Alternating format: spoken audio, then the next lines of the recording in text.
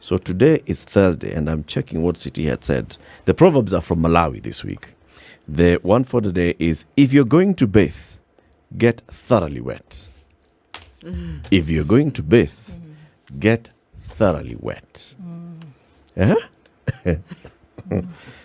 P.S. Good morning. Good morning, Eric. Welcome to Kenya's biggest conversation. That's an interesting one. Is it? And if you What's your interpretation of it? You can't really go to bed when you have your clothes on. Yes. So it's you have to clear. If you want to, it's just like if you want to change the world, go home and make your bed. If you can't make your bed, you can change the world. So the same case, if you really want to get clean, then you got to get off your clothes and clean yourself up. If you're going to bathe, get thoroughly wet. Make sure that you do. It's been a couple of months now since you were sworn in. You took the oath of office and said you were going to serve the people in the Republic of Kenya as the Principal Secretary for Correctional Services. 2 months precisely. 2 months only. Congratulations. Thank you. It's only been 2 months. Yep. Hala. Okay. Good that you're counting. That means it's been an experience. It's been an experience. And work has timelines. Oh yeah, Yes. you've got. How has this experience been so far? I think for anybody who loves working, it's a great experience. And really, when I wake up every morning, I just think of what is the next impactful thing that we must do for the society and for the citizens of this country. And every day I walk to work, I always remember that I have a problem to solve for the Kenyans. Okay. Correctional services is prisons. Is it only prisons? No. The State Department for Correctional Services is a department within the Ministry of Interior, and it has 2 units. Has the Kenya Prison Service and the Probation Services. Most people know about prison because that is the most pronounced because of the nature of our clients.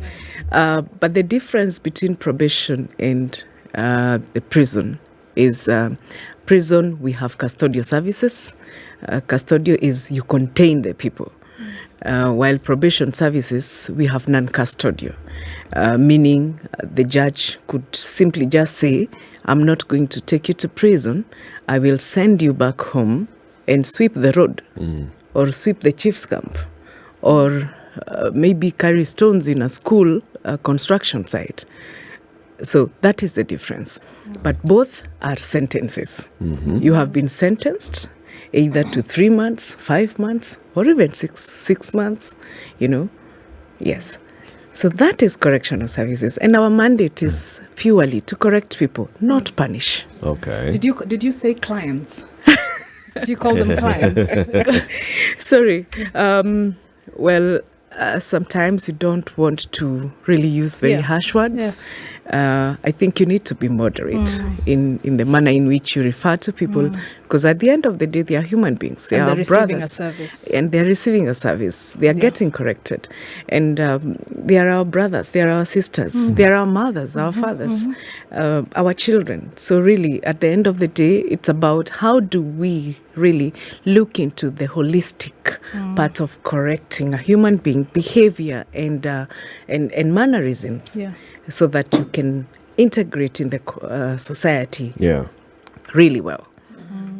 When a judge or a judicial officer is sentencing you, either into prison or for probation, they don't say that I expect you to come out here smiling, a better person, and we'll be judging you on this. They just say go to jail or go into this probation service for X duration. Absolutely. Now, then it's your mandate to interpret what that means in terms of correcting someone. So what does correction mean to the prison service and the probation services? Correcting means an end to end. It's like a value chain of some sort. When you enter into that sentence or in prison or non-custodial services, what you do in there or what we do with you while in there and post sentence. When you get back to the society, how is it received? What have you learned? Have you reformed or thereabout? And I'll take you on a simple roadmap of a prisoner. When someone is taken to remand, then you're taken to court and you're sentenced. We receive you either in prison or for non-custodial services. While in prison, we ensure that we equip you with physical and soft skills to ensure that by the time you clear your sentence, you are a different person. And that is why in prison, you'll find this chaplaincy and their sheikhs, just for the food for the soul. We are also doing a lot of trainings, carpentry, masonry, sewing, dressmaking, and all those types of skills that when that person gets out there, they are able to utilize them. If somebody stole your chicken today, probably it's because of the economic times. But if you equip that person with a skill that they would go out there, even get something like a hustler fund and be able to start up their own kiosk along the road or somewhere, then you have empowered that person. Again, we also include courses like counseling, psychiatric issues, just to ensure that you calm that person down. Remember, there are things you cannot do to a person who is already grinding on the ground. You cannot show them unkindness. It's good to be empathetic to this person, to touch their hearts so that they are ready to at least change from what they have been to somebody who can easily be able to work well with other people in the society. We also have prisoners who sit for formal education. We have quite a number. This year alone, we had 700 who sat for KCP, and our first candidates actually had 399. Wow. We have prisoners. Are they going to Alliance? They should go to Alliance. Well, that's a conversation. Yes, they should go to Alliance, but that's a conversation because there's a whole lot of other things that are coupled around that. We also have prisoners who sit for KCSE. And our first candidate, who is from Western region, had an A-. And they'll be joining university. So again, it's a whole lot of changing the person and showing them that there's a different other way to ensure that you are able to be incorporated in the society. We also have NITA courses that are they are certified. So when they go out there, they are not just the way they came through. We have a lot to do while the prisoner is going out. And this is where also the probation department really comes through. Reintegration in the society. We have had cases where the probation officer comes to your home and talks to the members of the family and asks them, are you ready for your son, your daughter? And they say, no, he killed. He murdered someone. He stole something. He did many other things. Yeah. And they still feel that that person is really the bad person in our community. So it's upon us to also educate the masses that these people are human beings. They have undergone phases that have helped them become a better person. And that is why we exist as correctional services. Looking at the period that people spend within the prison services specifically, that has been looked at quite some. And some of the things that we're talking about today, specifically for women who then go into prison to serve a sentence and they have children. First off, I mean, we've heard this categorization, but if you could, for some clarity, these children are not the criminals. Unfortunately, they're at an age where the burden of care for them still rests on their mothers, quite a lot. Their care is concerning. There's cause for concern and how they are taken care of. I mean, we've heard the stories of how, young babies then don't have adequate care and protection.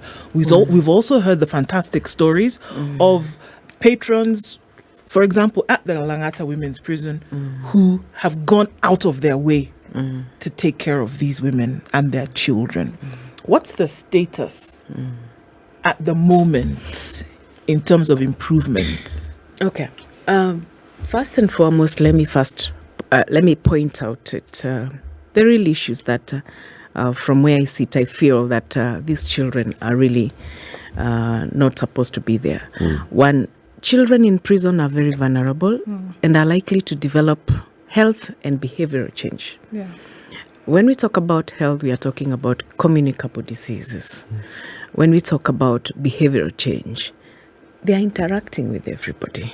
So at the end of the day, this child is actually picking the mannerisms of the people in there. And possibly they are not the very best of the mannerisms. Then the incarcerated mothers, they also have children back home. Remember, when a policeman picks you in the streets, they may not ask you whether you have a child or not. They pick you because of the crime you have committed. Take you to remand, you're taken to court. And the judge may not also ask you whether you have children. Yeah. So most of the time, most of the rights of these children, of imprisoned mothers, the presence is not acknowledged. And again, in judiciaries, it's not acknowledged in judicial reasoning and decisions of this sentencing. Therefore, it is prevalent that we have not really thought through on how these children should be taken care of. We may have some of our prisons, we have maybe courts, separate courts for the smaller kids. But again, for the bigger kids, they will have to sleep with their mothers and all that. Therefore, the call and the clarion to this is to ensure that we have a basis on how these children may get out of prison. If you look at these mothers, most of them are on petty cases. Maybe you are selling mandazi in the streets, you put in for 6 months. That child is with you. Probably you may have either texted somebody and told them bad things. And then, like in one of the prisons I visited, and a guy is in, and it's because he called somebody Murogi. That was it. That was it. Right. But it's a crime. I mean, you're framing me to be a Murogi, so it's a crime. Yeah, and you're in. But you see, this is where we call for, if there's a child who has there's a mother who has a child, can probably the judicial system work on a way to know this mother has a child, and we can change the type of sentencing that we give to this mother at any given time. A clear legal guideline on whether the child should be separated from the mother or not. Recognition of the child's presence in court is very important.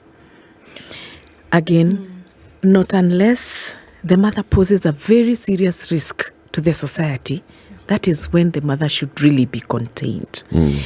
Then also the justice system should explore available options on custodial sentencing and focus on alternative sentencing. Instead of putting this mother for 1 year, give that mother time to go home, be with the other children, but equally serve in the community. Because if you are selling mandazi, it's because you wanted to improve on the economic status, or maybe just feed your children. The minute you're contained, that means even those other children will be in the streets the following day. And that is practically what is happening. So for us, from where I sit, I know we are not supposed to be releasing these people, but we have a conversation with the Chief Justice. We have already held a meeting, and the response is very positive, that they will fast track the cases of these mothers just to ensure that you're heard and your case is determined in good time. Yeah. How many are we talking about so far? Currently, we have, as at this morning, between 270 and 300 children In prison. in with prison their mothers. with their mothers. Each with a separate mother. Each with a separate mother. Do some mothers have multiple children in the Yes, sometimes, prison? because the child who is supposed to be in prison is the child who is 0 to 4 years. 4 years and under? Yeah. Any child who is above 4 years, you either stay with your relative or you are taken to a children's home. The case of Langata is quite different. Langata is in town and every focus is in Langata. And what we are encouraging people right now is, can we go to other prisons out there so that we can also be able to help the ones who are down there? And 6 months between now and my 6 months, I will have visited all the prisons in Kenya, the 139 of them, just to have a basic know-how of what is happening in the prisons. Again, we are very ready because we want to show empathy to people who are in prison so that they can also change. We don't want a lot of recidivism, people getting back to crime because of the way they were treated in prison. When they go out there, they are hardened. Sure. If they are children from the Boston institutions are juvenile jails. Children who are between the age of 15 to 18 years. You'll find that when they go back home, they will actually tell the children, do you know where I grew up? Unacheza na mimi? You know, that kind of thing. Or people fearing a person who has been in prison so much, such that they feel it is better when I'm in prison ostracized. than when I'm out here. Yeah. You Yes. mentioned that you have counseling and psychological services in the prisons. Is there a provision for child psychologists? Or you know, that's question number one. And then secondly, historically and in our country, we have always had the perception that prisons are punitive. I think there has been a transition and a move to, you know, correctional services, just the same way the police was a force and now it's a service. And so there's people who have been serving in the prison system, like wardens and so on and so forth, who perhaps have not transitioned their mindset. Is there a training that targets these custodians of prisoners that gears them towards providing the service in a humane way?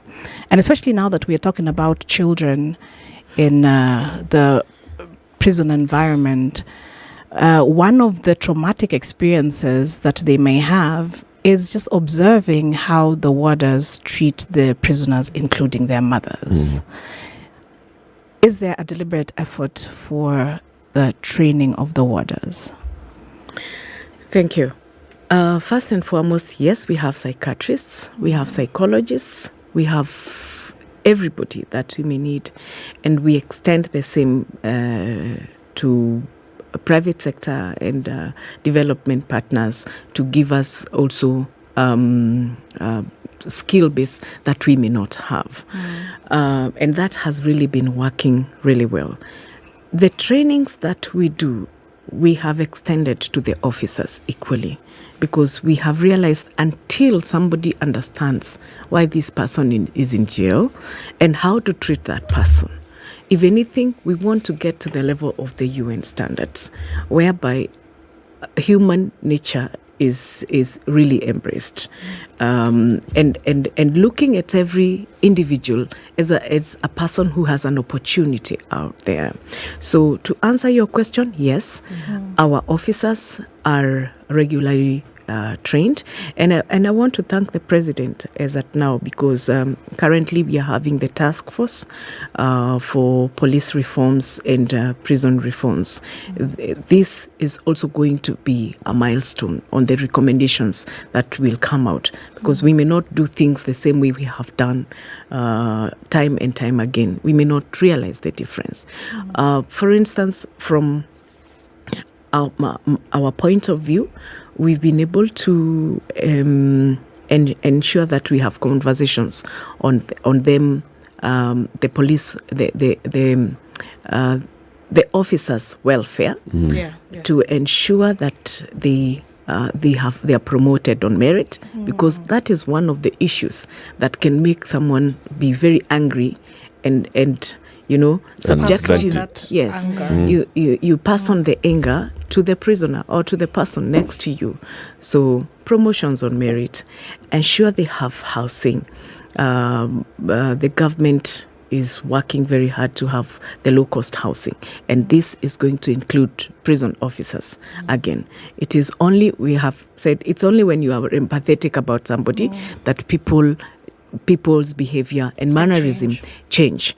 On the children issues, you see, a child of 6 months, what psychological issue are you going to deal with? I think what happens, that is more of behavioral and mannerism. Yeah, I think what happens in those instances is that you have psychologists who, you're not talking with the child, but you're also observing. Even at 6 months, a child has a personality, has behavior that could actually change based on the trauma that they experience. Yes, and that's why I said more of what we could deal with that child is on mannerism and behavior.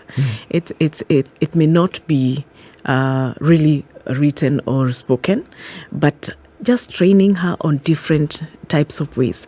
But remember, this child is still living with the mother inside the prison. So you may be picking up on one bit, trying to change it, and retaining the same on the other side. And that is why we are saying, can this child go home with the mother? If it's a petty offense, if it's something that can be contained, stay at home, grow like any other normal child. A child who has aunties, friends, mothers, and play with other children. Go to a normal school, in just a normal environment. And that can happen.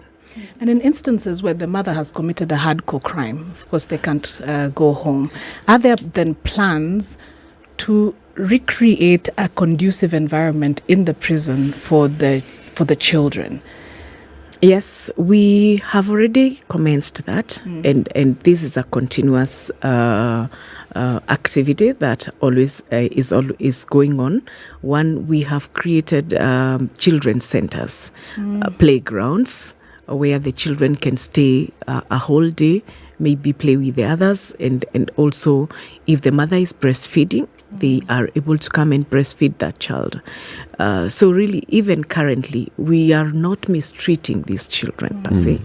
We are giving them the very best that we can be able to do. The only thing we cannot do is give the mother freedom. That is not in our mandate. So we have to contain this mother until and when her judgment will be made and she will be allowed to go home. We have also worked very hard, and this is in extension to what we are also doing to the prisoners. One prisoner, one mattress, one bed. Same case to the children. If that is going to be achieved, then you can be sure we are extending the warmth to these people. Simply to ensure that they feel we love you. We don't want you to be in prison. We want you to come back home, reintegrate with members of the society, to be a better person. We have contained a lot of young people who can contribute to the community and to the economy of this country in a very good way, in a very great way, and every way possible. So if they have petty offenses, I am sure that we can have alternative ways of doing it instead of containing them. Let's take a break on that note. It's 27 minutes to 8 o'clock. Our guest this morning is the Principal Secretary for Correctional Services. This is for Prisons and Probation Services. Her name is Mary Muthoni. She's been in office for 2 months. She's already been busy. She's visited a number of prisons. She says within the next 4 months, she'll have visited all 130. Within the next 6 from now. Hey. You'll have visited all the 139 prison services in the country, prison facilities in the country. We are talking particularly this morning about children who are in jail, not because they have committed an offense or that they've been sentenced by any judicial officer, but because their mothers are in jail. And what's happening to those children, especially those ones who are below the age of 4 years, who are there with their mothers. They haven't committed any sin. What should happen to them? This is the Situation Room, the only way to start your day. The conversation continues with Mary Muthoni, the Principal Secretary for Correctional Services. We are focusing our conversation this morning on children. There are about 300 children at any given time who are in our prisons, who are either newborns or 1 year, 2 year, 3 year, 4 year olds who are in prison with their mothers. And it's the mothers who've committed an offense, who've been sentenced to prison, but the children have to follow them. And of course, we've been talking about this and wondering, so what's the plight of these children? P.S., you're saying you've had a conversation with the judiciary. And the push here is for the judiciary to consider non-custodial sentencing for such kind of mothers, especially the petty offenders. From the statistics that you have so far, those that have children with them in prison, how many qualify for the petty offense category? The numbers keep changing because even last night and this morning, there are still mothers who have been put in prison. Yeah. So I'll give you the wrong statistics if on average. If I give it to you right now. So what I would say is within the 300, probably 3/4 of them are on petty offences. Right. And that's really a very high number. majority. Yeah. It's the majority. And petty offense, we are talking about what length of sentencing? You see, the length of sentences is not equivalent to the weight of the offense. To the weight of the offense sometimes. It goes by the decision of the judge, Right. and the court. Probably you might see somebody, and I give an example of a mother loitering at night. You know, she may be picked up and maybe called a prostitute and taken in.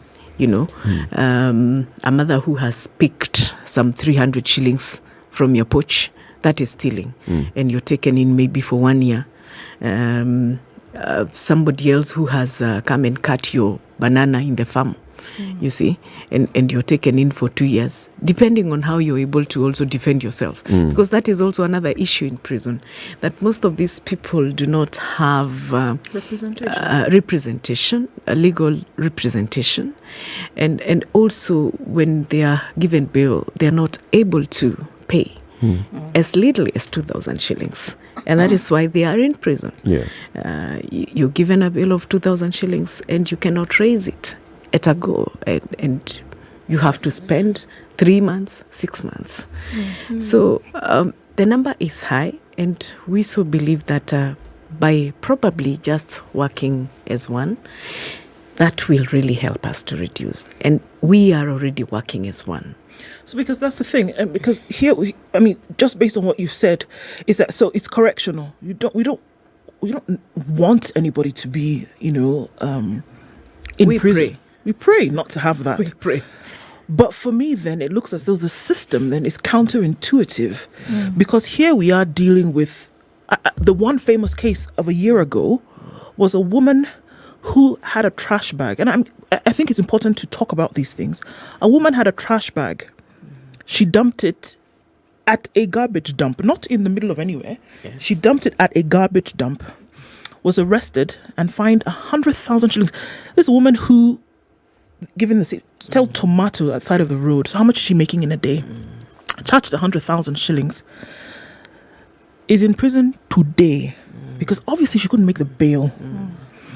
This is not a criminal. So isn't it counterintuitive? We send her to jail to what's the word? correct her. To correct her. Yes. But she comes out a frustrated Kenyan. Yes. Whereas it could be something that, okay, fine, sweep the chief's camp for a day, man, and then, okay, don't litter again tomorrow. But then she goes to jail with her child, who, by the way, is going to come out and maybe go to a prison school, who's going to come out and is already going to be disadvantaged. Shouldn't we be working on the system rather than taking care of them while they're in there? We are at a better place right now as I am speaking, because we are holding seminars, conjoined seminars with the judiciary and correctional services. The judges and the probation officers are being trained across the country so that we can speak in one voice. We can speak, we can be in sync and be able to look at things in a different manner. Yeah. The way it has been before is we focus more on the crime other than other aspects that might bring even bigger issues, like having a child with you, having other children out there and who are not with you, and who are likely to suffer more on a crime that you yourself have committed. So the judiciary and correctional services department officers are working hand in hand, holding meetings together, ensuring that they're having a conversation. Because even when we speak about probation reports that are taken to court, this consideration on what is the issue on the ground vis-a-vis what is at hand in prison. So this is something that's ongoing. PS, Yeah, I've got to express my frustration on this. Come on, listen. We're talking about a child who is a year, 2 years, 0 years old. Okay, this is not something that should be having conversations over so long. The last time here we hosted the Clean Start lady. What's her name? Clean Start, Teresa Njoroge. Teresa Njoroge, who's been pushing and campaigning about this for a long time. We have had people who've been pushing this, the ICJ Kenya and others have been talking about petty offences and especially the plight of these children, the vulnerable children, and what we are doing to the society. The judiciary is still having conversations and teamwork, and all they need to do is have a decision on this is how we're going to be handling these matters. When a woman is brought before us, we look the nature of offense. We ask, what's the family status? Okay, do you have a small baby? Then we make a decision based on that. This is not happening. And this that is cannot already be a happening. Conversation. That is already happening. Okay, what is That happening? is already happening, and that is why I'm talking about children getting out of prison. I wouldn't be so confident if I do not have information on what is happening with the judiciary and how they are also helping us to decongest our prisons. Because that is very particular, that when a child goes to court, ask them, when a mother goes to court, ask her, do you have a child? Can you bring that child here? Do you have other children at home? So that has already started happening. And that is why I'm keeping on saying I'm happy with the judiciary. Are we saying I that am there are no happy. new children who are below 4 who are going to prison with a mother who's committed a petty offense? We are not saying that there may not be new children who are going to court, depending on the nature of the crime. However, the ones that are already there, the process is ongoing, simply to ensure that the cases are fast-tracked, that we do not have piles up. When I came in 2 months ago, I think we had 400 children. Right now, we are talking about 300. So the number is going down gradually. It's not a one-day affair that we will wake up one day and say, let's push these people out. You're the ones who are going to lynch these women when they come out there. You sit. So Are you a member of the Clemency Committee? Sorry, the Power of Mercy? Yes. We are members You are as members correctional of it, services. as correctional services. And to bring you to speed, Right. just to bring you to speed, the Power of Mercy, as we are talking, is being done online. And remember, you don't also just put the name and then the president wakes up and says, okay, let her go home. It's not possible. Remember, this is somebody who hurt you, okay? You as a person. Yeah. So you're still feeling very depressed about it. And you're saying, let this woman just rot in jail, because that is the nature of that is the nature of human beings. That's that true. when somebody hurts you, you must punish them. And in our society, we believe that punishment is prison. by having that person in prison. Yep. So as we are working on them getting out, we must also work on the society on the other end. I must bring you on the table for reconciliation. Sure. So it's not a one-day affair. I agree. And we must, as Kenyans, we must be patient with the process. I am willing to be patient with Trust the process, the Madam process. PS, and I trust the process and Yes. everything. With this power of mercy, where every year Yes. there are people who are freed Yes. through the power of mercy by the president, and with a new lingo in government for the last couple of years, RRI.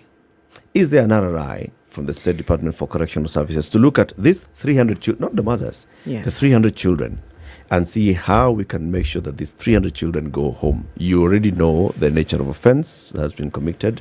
The people who sit in this Power of Mercy committee can look and see the nature of offense committed, the behavior of the mother in prison, the kind of child that they have in prison, and say RRI is going to focus this year. The president is going to release 250 of these 300 children. Let them go home. One of the things that I must tell you, and which the judiciary is also part of, is the judges are already doing their work. Okay. And the meetings of this committee are becoming more and more. We are not waiting for 2-3 years so that the committee can meet. In fact, we and the committee have already met and put down some of the guidelines that we must follow to ensure that we are pushing and this the rapid response. Some of the things that, this is a security issue, so I may not really talk about it. I'm looking at it from a openly. humanitarian side. A child. Yes, from a humanitarian side, yes. And I think I've repeated many times. Yeah. It's because if I start discussing some of these issues, when I go back, trust you me, I will have some letters on the table Saying asking, you've talked too much. So I guess think I'm just looking for a commitment that, you've been...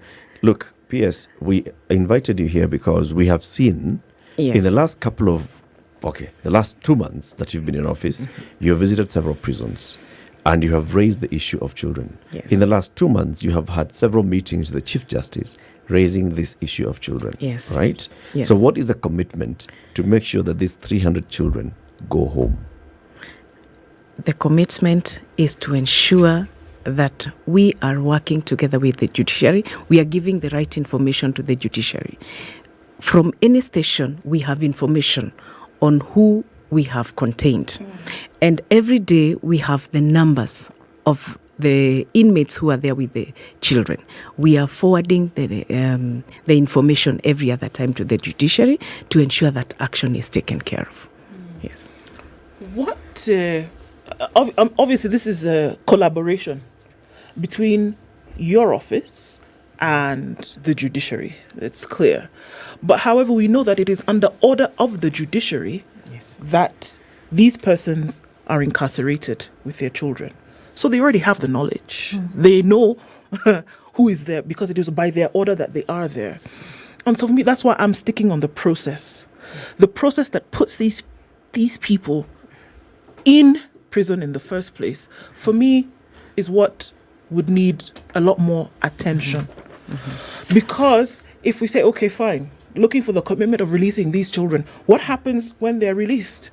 And you still have the same system that is going to arrest the mother with her young child and put them back, and in another 6 months you have another 300 children. So for me, it is at the point whereby they're being incarcerated at the first place. Can that process then be streamlined and refined to say, or can they even, how closely can you work with the judiciary in this further collaboration to say, guys, how about we look at it like this? Remember, Why are we insisting on incarceration for these women in the first place? yes. If we are saying that of the 300 children, I mean, we have the numbers, 87% as a general are petty offenders. Remember, we already have gone one step because we already have a child care policy that is already launched. For us, it's to implement. And in the part of implementation, it would have been bad if we have mothers even having children who are 12 years in prison, it was narrowed down to 0 to 4 years. That's a step. And let's give credit where it's due. So of in India, it importance is right still now. 15 years. Right, you see. So of importance right now is implementation of the child care policy, which is already in place, and ensuring that we keep improving on the same, so that we don't keep going back to the same problems that we have had before. What would that entail? Is it a higher budgetary allocation? Is it building capacity? What would it entail?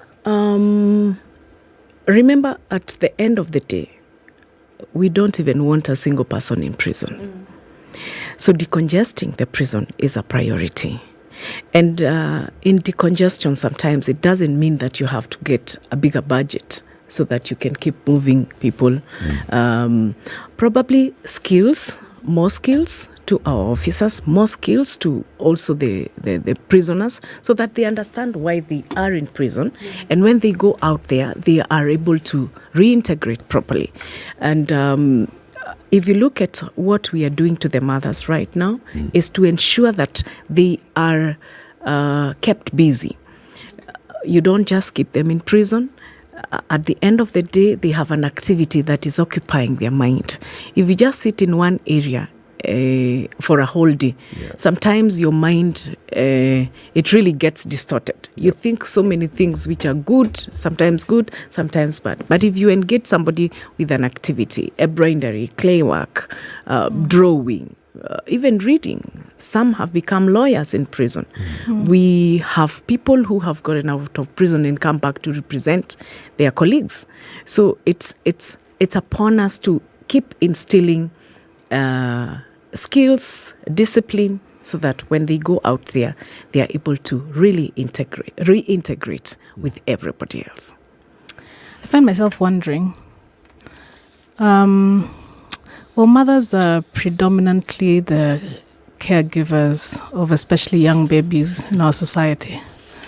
What about the fathers who have young children and are taking care of those children by themselves, and then they find themselves incarcerated?